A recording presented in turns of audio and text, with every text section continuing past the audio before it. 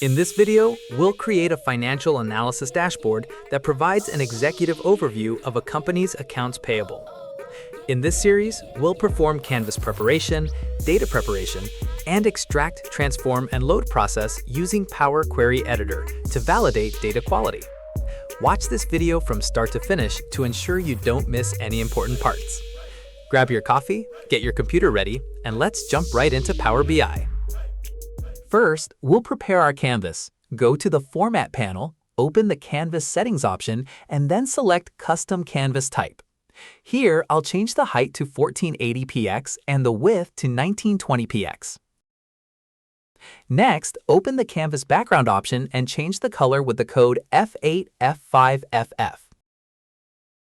Then, set the transparency to 0. After that, we'll import the dataset into Power BI. On the Home tab, select the Get Data menu, then select Excel Workbook as the dataset source. Select the prepared file. You can download this dataset from the link in the description. Okay, after a pop-up appears, check Sheet 1 in the Accounts Payable.xlsx file and then select Load. In the Data panel, we'll see that the dataset has been successfully imported into Power BI. Next, we'll transform the data using Power Query to verify the data type is correct. We'll also create a conditional column to support the data visualization later. On the Home tab, select the Transform Data menu. You'll be automatically redirected to the Power Query Editor. Here, I'll change the table name to AP Data. Then, let's inspect each column in this table to see if the data is normal or if there are any errors. We can easily see this by going to the View tab, then under the Data Preview section, check the column quality and column distribution checklists. Here, we can see the data quality, whether all the data is valid, whether there are errors, or whether some are blank. We can see the percentages for each column as shown here. It seems all columns have valid data, except for the Paid Date column. Here, we see that 71% of the Paid Date column contains blank data. However, we need to understand the interpretation of the data in this column. Paid date refers to the date the invoice was paid. In this case, there are several invoices that have not been paid, so the blank paid date column is normal. So I'll leave the paid date column as is. We can also briefly examine the data distribution here to see whether the data distribution is normal or there are outliers. In this case, all the data is normally distributed, with no outliers. Finally, we need to verify that all data types are as they should be.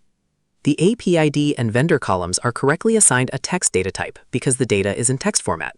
We can see this by looking at the ABC icon next to the column name. Furthermore, the date column is also correctly assigned a date data type, as evidenced by the calendar icon next to the column name.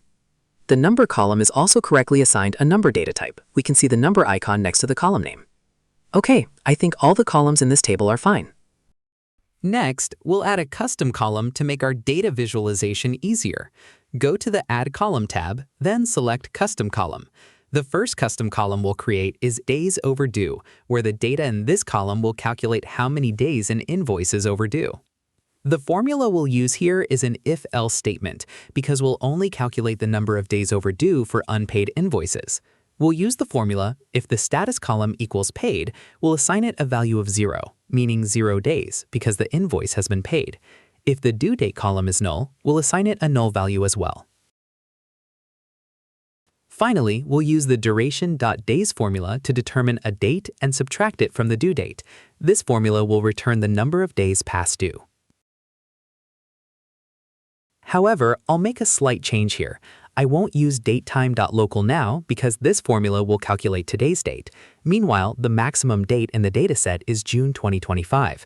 So if I subtract today's 2026 date from due date in 2025, the days overdue will be hundreds of days. For this project simulation, I'll use August 15, 2025 instead to make the days overdue calculation more realistic. Once done, we can click OK, and we'll see a new column that calculates the number of days the invoice is overdue. Once we have the days overdue data, we'll create a custom aging bucket column where we'll group invoices into sections based on the number of days overdue. The method is the same as before. On the Add Column tab, select Custom Column. We'll name this column Aging Bucket. We'll use the same function as before in the if-else statement. If the invoice status is paid, return paid. If the days overdue is less than or equal to 0 days, assign a value of current. If the days overdue is less than or equal to 30 days, assign a value of 0 to 31 days. If the days overdue is less than or equal to 60 days, assign a value of 31 to 60 days. If the days overdue is less than or equal to 90 days, assign a value of 61 to 90 days. If none of these conditions meet, assign a value of more than 90 days. Then click OK, and you'll see the aging bucket column is now present.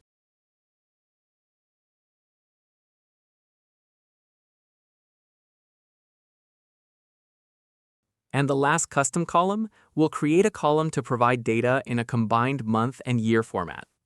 Select the custom column again on the Add Column tab, then name the column Year Month. Next, we'll use the Date to Text function to convert the invoice date to month and year format.